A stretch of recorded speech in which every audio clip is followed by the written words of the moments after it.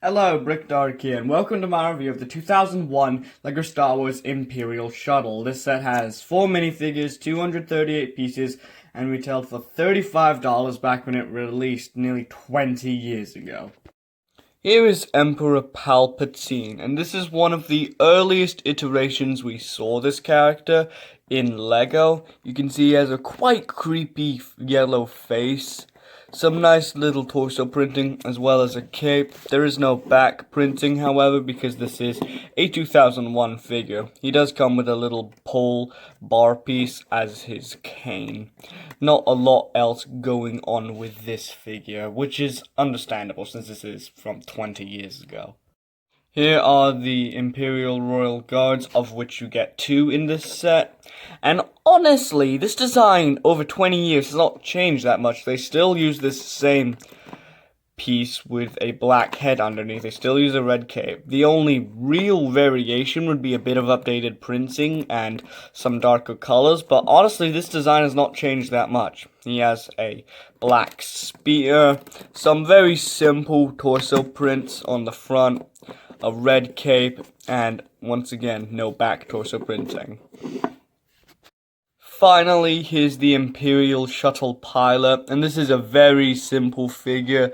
It uses the standard LEGO face with the 2 dots and the smile, this hat piece in black, as well as a very simplistic torso print with a little belt buckle and maybe a rank patch. Again, no back torso printing, as this is a 2001 figure.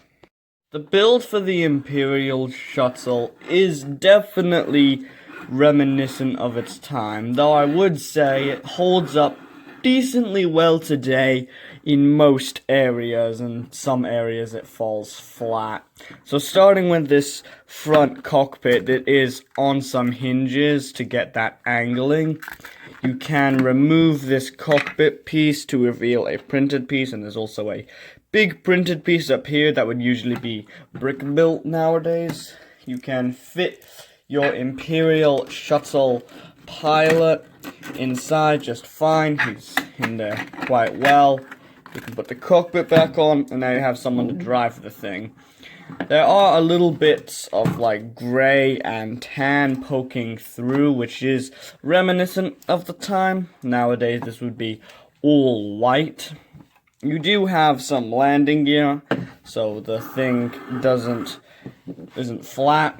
You do have these guns at the front, and these are very loosely attached. They can pop off very easily while you're swooshing this around, and they're not attached very securely, which is a little downside. Then you have these wings, which are built using a pretty low amount of pieces. They use some very big pieces. Now you do have these gray bits which they use to get the shaping right, sticking through, which is a bit of a shame. That would be rounded off if this was released now.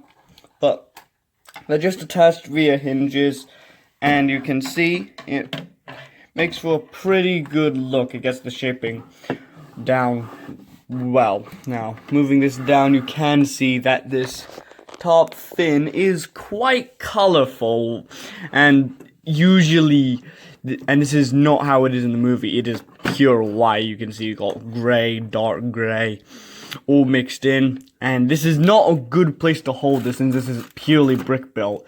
It's just gonna pop off like that, which is also reminiscent of the time.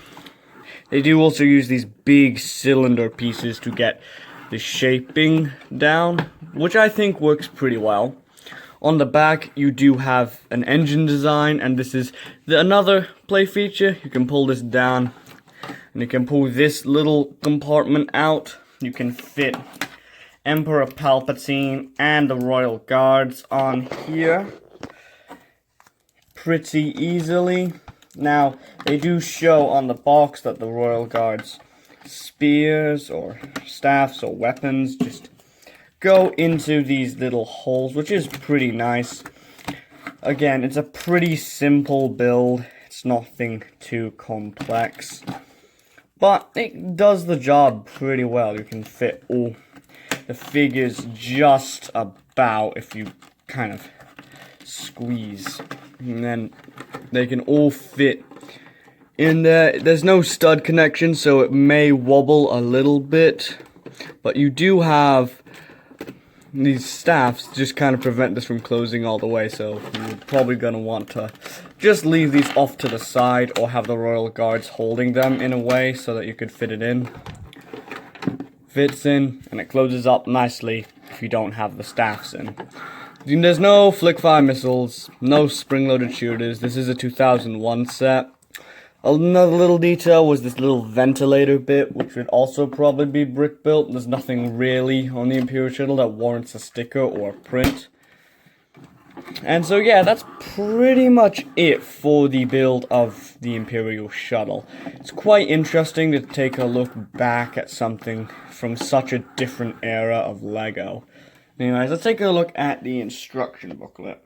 Instructions are very interesting because at the top they show these little screenshots of the characters and the vehicle in the movie, and they don't actually show what parts you need for each step.